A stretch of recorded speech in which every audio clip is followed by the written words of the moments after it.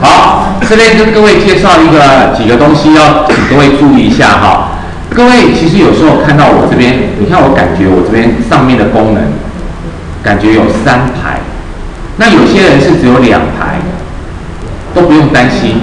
主要是因为我的解析度设比较，你看我把解析度设，所谓的解析度设大一点，也就是说我的画面能够呈现的东西比较少。你看我弄得很小字，我先弄得很小字。你看这边上面显示的就只剩下2排，有没有？就是因为我一排当中可以挤的功能比较多，所以它就会自动调成2排，有看到吗？所以但是因为我怕因为投影在这个投影幕上面，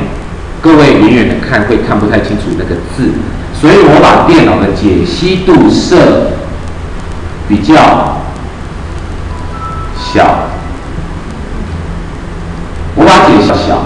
那这样子各位看的字比较大，那但是我的画面上你就会感觉我的画面上好窄哦，然后好窄，它自动Word会自动排成3排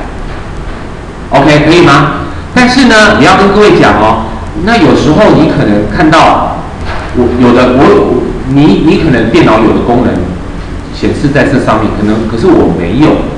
那或者是以后各位有可能你的解析度设的比较小，导致于以前在上课的时候老师有讲到这个功能，那为什么现在在这个地方找不到呢？各位看看，它其实 Word 帮你分成一个小小区块，一个小小区块，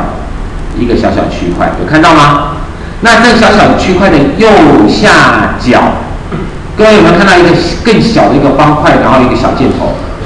这个东西呢，你有时候你可以有机会可以试着按它，它可以按出更多功能出来。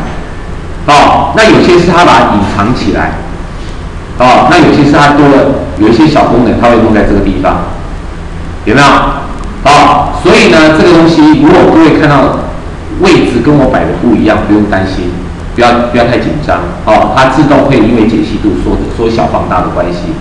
然后还有一个东西要跟各位介绍一下哈。有时候像你看我解析度设得很大，然后设得很小，导致于好像这个画面占得好大，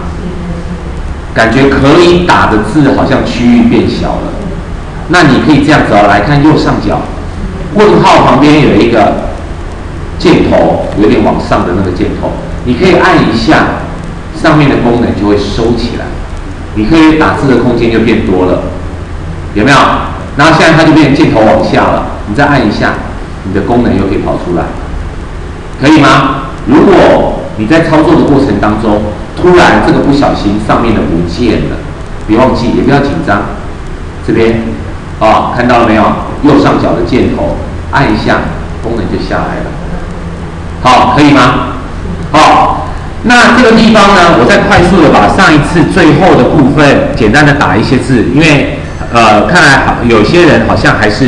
还没有很熟悉某些东西哈。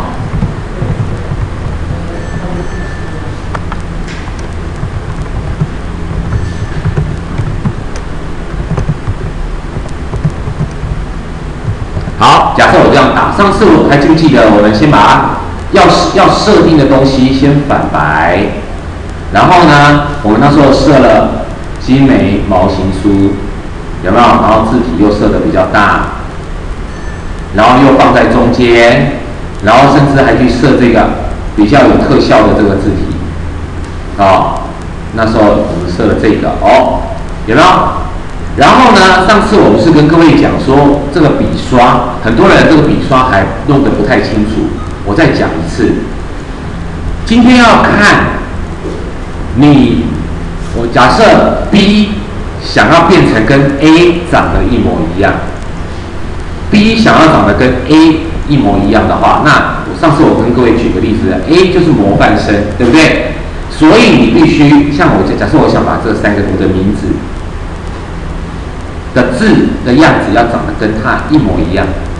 那你就先把模范生这个 A 这个模范生先反白选起来，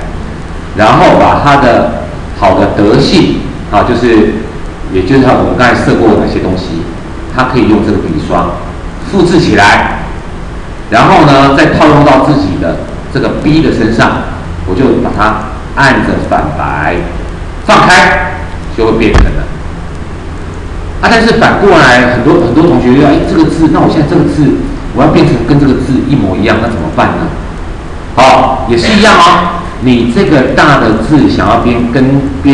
这个小的字一模一样，大的字要跟小的字一模一样 ，B 要跟 A 一模一样，那 A 是不是就是模范生？对不对？所以你只要搞清楚这样的状况 ，A 是模范生，你就把 A， 你看你要反白几个字都可以，哦 ，A 先选起来，